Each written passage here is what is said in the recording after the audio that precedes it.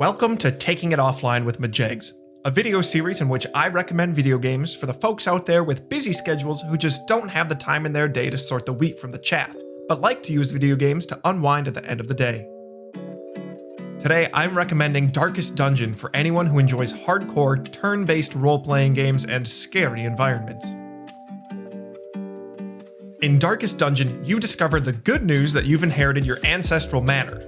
The bad news is that it's flooded with brigands, skeletons, and all other sorts of monstrosities. But don't worry, because there's more good news, which is that there's a limitless supply of extremely specialized warriors willing to move to your little hamlet to fight these monsters on your behalf. You'll build teams of these warriors and send them deeper and deeper into the manor to fight, loot, and hopefully retain their sanity.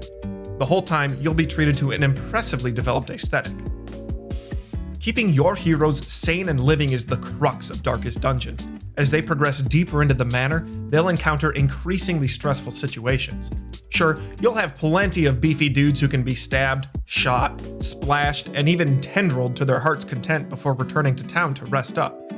You won't have any beefy dudes whose psyche can handle the repeated abuse without lasting impacts, however. Darkest Dungeon gamifies your character's responses to stressors by adding various modifiers. A stressed character might become fearful of combat, or even of darkness. But what doesn't kill them could instead make them stronger, and they may rise to the occasion and get a buff instead, such as increased damage or decreased stress. Darkest Dungeon is a game with depth that can be learned rather quickly. On the surface, Darkest Dungeon appears to have tons of complexities that range from character abilities to hamlet actions. I can certainly understand how these would make the game look inaccessible. However, the core mechanics of the game are picked up fairly quickly: attacking, positioning, and stats. If you're an RPG fan, you likely already understand most of the combat stats and abilities. After learning these mechanics, you can easily learn how each character class works. The buildings in the hamlet are fairly straightforward: a couple buildings to relieve stress, a couple buildings for recruiting and upgrading heroes, and a building to remove permanent status effects.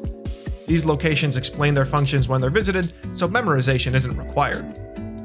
Even though the game has depth and complexity, the mechanics are not convoluted or hard to understand. Each dive in Darkest Dungeon is a 15 to 20 minute experience. First, you select your mission: fighting, exploring, looting, or even something else. Make your pick. Then, assemble your team of 4, paying close attention to their unique skills and attacks. Some units are frontliners with melee-focused abilities, some are backliners with ranged attacks only, and some have a mix of the two. Then, hop into the dungeon and work your way through to your objective. Complete the objective, retreat, or die trying, and the core gameplay loop is complete. After returning to the hamlet, cut loose your heroes that need R&R to improve their mental health at the tavern or abbey, pick your next mission, and go once more into the breach. All in all, Darkest Dungeon can be played in bite-sized pieces and can also be enjoyed in a marathon setting. It's really important now to discuss the difficulty of Darkest Dungeon. It's hard, it's punishing, and it saves progress automatically, so you cannot go back and scrub your save. But there's a degree of calmness associated with being unable to go back and redo things. No questions about what will happen if you go back and do a mission with a different team. However long you play, you're not just going to spin your tires. Something's going to happen. In fact, you might lose and have to restart. If that sounds unappealing, there's a difficulty setting which is designed to be a shorter experience while still retaining the core gameplay features.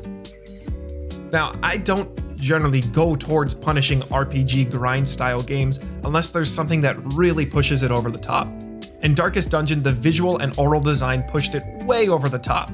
The art style is hand-drawn in this dark gothic style. Each class and mob has its own attacks and animations that get highlighted during battle. The scrolling background is deep, and care was taken to pay attention to all of the details.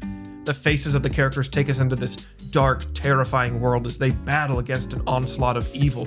The character design communicates perfectly that these aren't knights in shining armor. They're mercenaries just trying to survive.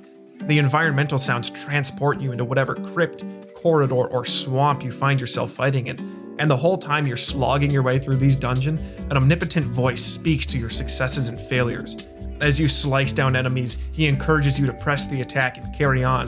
As hope dwindles, he despairs and commiserates with you, still pushing you to keep moving forward. Darkest Dungeon is a punishing game that can be played in bite-sized increments. It is full of complexity that can satisfy even the crunchiest of players without requiring intense studying of the stats sausage factory. The audio and visual style is unique and kept me immersed as I scrambled to keep my heroes safe and sane throughout the perils they encountered. I give Darkest Dungeon 5 of these sigils I keep on picking up out of 5 of these sigils I keep on picking up. Highly recommended.